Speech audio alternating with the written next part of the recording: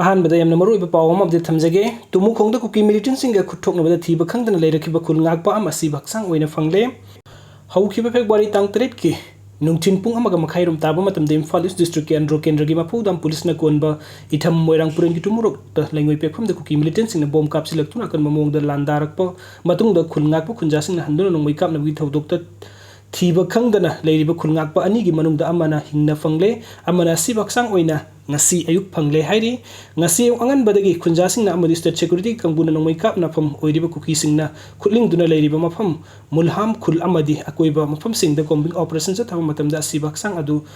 loksap amagi manakta yamna phibam sokna leramba thengna kibani hairi laikhidraba khulngakpo volunteer adugi maming ningthaujam mani sana sahi kuntraga mari apokpa laikhidraba jila ngamba kawi Imphal West ki sangaithen maning lekai degini laikhidraba ase mayum makai panduna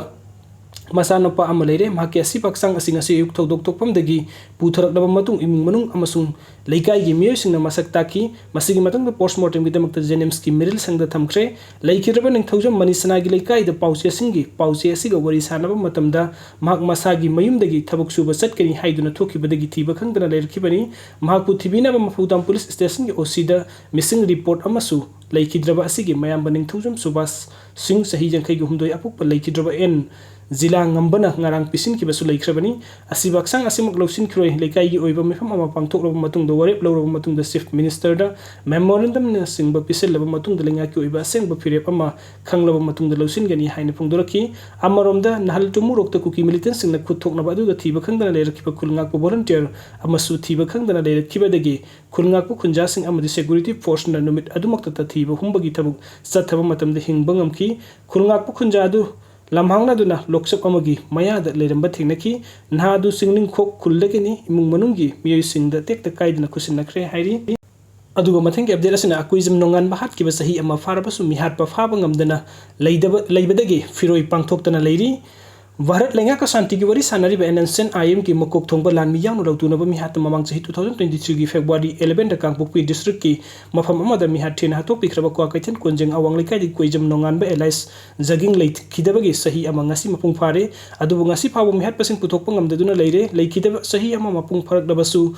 JC अमसुंग इमुंग मनुंग दसनबगी मतुंग इन लेखिद्रबगी सही अमा फरकपगी फिरोय पांगथोक्तना लेरि इमुंग मनुंग गे मियोय सिंगना फोंगदोरपगी मतुंग इन दि मिहात अदुद सेनरी बे एनएनसन IM गी Stephen Amadi Moses Jang no miyom police na phagatuna wahong pohongsa thakiba leikre loidana mihat chigi asumbu wel puthokna Manipur gi chief minister N Biren na case asi NIA da thigatna ba hotnariba asibu JC amasung imon na thagat pa phongdok paga loidana thigat pa asida soba thodang loriba loisang gi official singbu thagat pa phongdorakli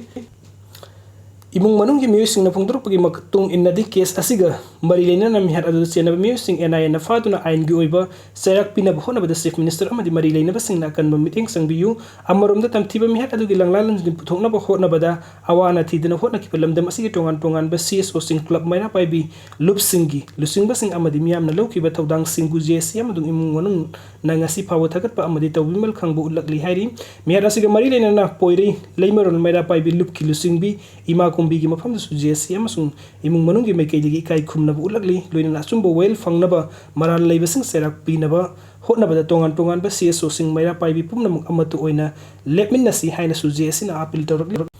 aduga mathangi update asina CM Birena Thausa da gi thamapal helaba klub ki irang asi loisin bangam dana leiriba sigi matang da February 19 da pangthok dawriba assembly from the subsana pukatkani ke Ranjit Manipur thokliba thamapal helaba klub ani gi sathirba lan asi Manipur gi chief minister N Birena matam sana loisin bangam driba asina maram oiduna Manipuri prajamyam angak phangna wahalli amadi misi mina kya thokaliba sigi matang da tha sigi 19 da phanggo dawriba assembly from the pukatkani haina sugnu kendra gi congress ki MLA oibatana congress legislative party gi deputy leader su oiriba Kanguzam Ranjit na phongdokre wafamasi lalasina maram oiduna samji khaina lanjenaru roba sugnu kendra gi manung deleiriba Mitei Bengali Nepali amadi Mitei purup kayana kundaminariba khunjasing lanjenaru badagi hanjintuna leiba horokliba prajamyamna lau singubagi thabukta lau hector samri romda ithai lokong panghanabagi damakta Sanden district ki manung sanna Sakpi Karong sub division gi Sakpi Turel mathakta sariba kacha dam gi phibam da hakthengna yengsin khibagi kongsakta MLA Ranjit na phongdokibani mahakna hai serau da kukim militant singna landaduna serau da Mitei gi yum kaya mai thabagi thodok thokraba matung da ngak senbagi thabuk paikhet pinaba chief minister unana satki loina mafam adu security masik sana thambina ba haiki adubu thabuk oina पांथोकपीखिद्रे मसिगी मतुंगदा telephone कयारक तोबा मतमदसु पाइबिखिदे लान मनु हाइबसते लेबाकी लुसिंगबो ओइरिबा चीफ मिनिस्टर मियामगी वकत तबिगदबनी लोइना मियामगी मिहुत ओइरिबा एमएलए अमना टेलीफोन तोबा मतमदा पैखतुना करी लेबगे हाइना हंगबिगदबनी अदुबु मसि चीफ मिनिस्टर एन बिरेन तौकिदे हाइना फोंदोकी महाकना हाइ सकपी तुरेन मतता सारिबा कचा दाम असि 2001 दगी हौना महाकना मतमतमगी असंग सेंफम पुथोक्तुना दाम असि सेमजिनदुना मियामदा इसिंग फंगंदुना लाखिबनी मतम अदुदा महाकना मिनिस्टर ओइरिंगे मतमदसु कचा दाम असि पक्का दाम सानबा मतमदुगी माइनर इरिगेशन डिपार्टमेंट अमदी IFCD गी मरी लेनबा इंजीनियर सिंगा तानकी अदुबु सोइल टेस्ट तौबा मतमदा यामना फत्तबा सोइल ओइबना पक्का दाम साबा यारोय हाइबदगी कचा दाम ओइना साकिबनी अदुबु हजिकसु महाकना मफम अदुदा स्टेशन तौदुना दाम असि मपुंग फाना यंगसिंदुना लौ हेक्टर चमरी द इसिंग मारांग काइना पीदुना लघु सिंगुबगी थबुक मपुंग फाना पांथोकनबा होनरी लोइना हजिक लांजेनरुबा सेरौ अमदी सुनुगी खुंजासिंग मयुमदा हंजिनबा हौरकलिबा असि खुंदा लैताना लेनबा थबुक सबसाना पाइखतकनी हाइरी एमएलए रंजिना चीफ मिनिस्टर एन बिरेनबु यामना पेंदबा फोंदोखिबदी सुगनु अमदी सेरौगी मफम असि ngak senbinaba security company mari pibiu haijabada company ani dagi hena pibikide security matik sana pibirektabadagi me tang kungani pan gi nongma lamdai pung ani da sugnu da kuki militant singna yum mai thaba horokibani thokiba thodok asi CM na matik saba security pibiramba tarabadi thoklamdai da masigi matung da khunja sing samji khaina chenakibani adubo hojikti khunja sing hanjinarakpa haurabani makoi khunda laitana ba thabuk paikhatlagani haiki MLA Ranjina Makhatan hai lanjenar roba khunja sing hanjinarakpa singi da maktu lupa lakh manga sangduna kasagi yum lupa lakh tare changna shemi pakagi yum lupa lakh tara sangna pakagi yum sabagi sentang pigani haina chief minister na lautoki loinana mari na kaksing gi DC na singbada khanghalakhi masigi matung ina sugnu amasung seraudagi imung mari mari ahan bo oina khangkatuna hairiba senfam sing asi pibiro yum sajaregi haina haijabada CM gi secretary ta